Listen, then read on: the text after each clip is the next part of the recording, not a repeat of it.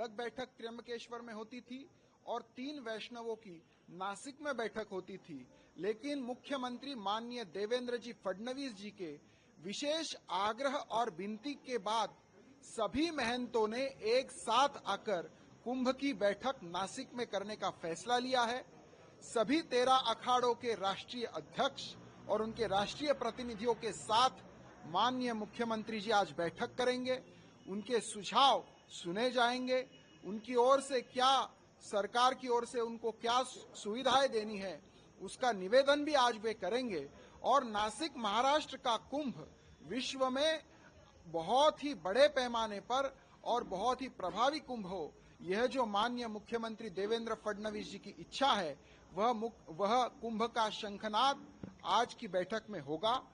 साथ ही साथ पुरोहित संघ ने अमृत स्नान, शाही स्नान की जो तिथियां निकाली है उनकी भी घोषणा माननीय मुख्यमंत्री जी उनके उपस्थिति में करेंगे और नासिक त्र्यंबकेश्वर कुंभ मेला का आगाज और उसका शंखनाद आज इस बैठक में होने जा रहा है।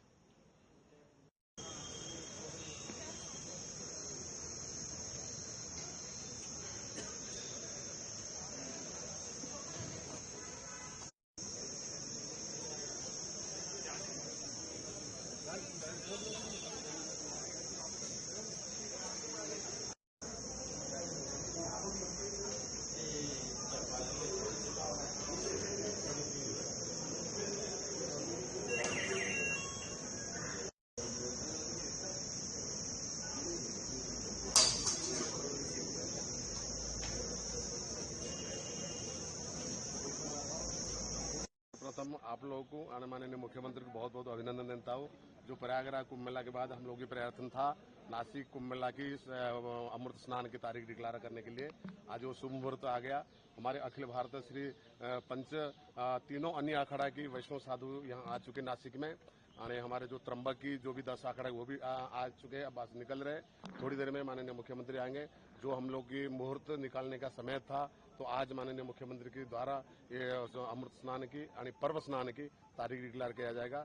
हम लोग की जो मांग है कायम स्वरूप जमीन के बारे में, सिंहस्थ प्राधिकरण के बारे में, नासिक स्थानिक जो त्र्यंबक और नासिक जो साधु संत के आश्रम है वहां की व्यवस्था के लिए, तो ये विषय में हम लोग आज माननीय मुख्यमंत्री से चर्चा भी करेंगे।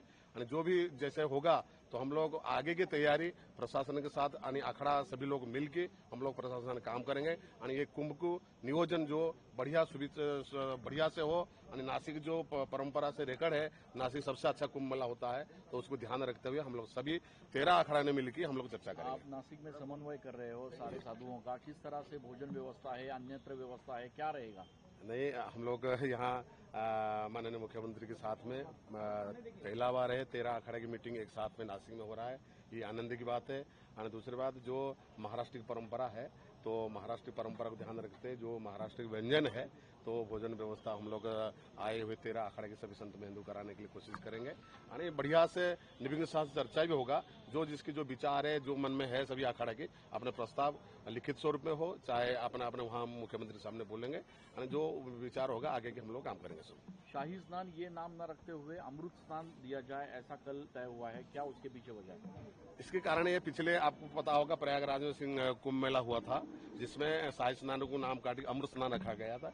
ये जो शाही शब्द है कई मुगल समय के इसे नाम बताते सभी विद्वान सभी लोगों बैठ के प्रयागराज में चर्चा करने के बाद ये निर्णय करा गया कि अमृत स्नान करा जाए। उद्देश्य ये जो चारों जगह कुंभ मेला होता है वहाँ अमृत बूंद गिरने के बाद ही ये स्नान परंपरा है। जब अमृत गिरने के बाद स्नान होता है तो अमृत स्नान कहने का कोई ये नहीं है। इसलिए वो परंपरा को, जो पुराने परंपरा को जो प्रयागराज में हुआ उसको ध्यान रखते हुए हम लोग ये जो शाही स्नान के जगह पर अमृत स्नान जो इतर स्नान होगा वो पर्व स्नान में ऐसे डिक्लेयर किया जाएगा। गोदावरी नदी प्रदूषणाचा मुद्दा अतिशय महत्वाचा आहे। बिल्कुल, गोदावरी की प्रदूषण कैसे मुक्त हो उसके बारे में हमारे 13 अखाड़ा हमारे वैष्णव अखाड़ा सभी लोग प्रयत्न करेंगे। आप लोग भी उसमें प्रयत्न करें, पूरे नासिक का प्रयत्न करेंगे जो गोदावरी शुद्धता पवित्रता कैसे रहे उसका सभी लोग ध्यान रखेंगे।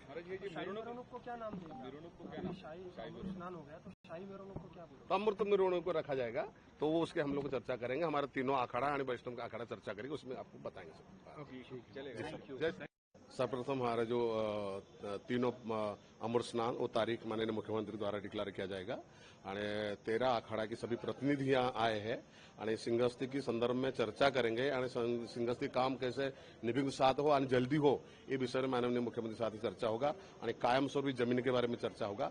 विस्तार से हम लोग की चर्चा होगा, आगे की जैसे होगा हम लोग प्रशासन मिल करेंगे। मुख्यतः इस बार महाकुंभ में एक जो अमृत स्नान नाम दिया जाए शाही स्नान, उसके पीछे का कारण इसमें कुछ नहीं है। ये अमृत मतलब 4 जगह में जहाँ कुंभ मेला हुआ अमृत गिरने के बाद स्नान हुआ, ये परंपरा है। समय पर मुगल के समय वो शाही पर्व नाम रखा गया था, वो अभी प्रयागराज में इसकी नाम बदल के अमृत स्नान हुआ, तो उसी परंपरा को यहाँ भी नासिक में पालन करते अमृत स्नान की रखा जाए। बहुत कुछ मांग है हम लोग के, जो 13 अखाड़े सभी लोग जो जब मांग है सुझाव है हम माननीय मुख्यमंत्री सामने रखेंगे, जैसे होगा आप लोग को बताएंगे। जय श्री राम।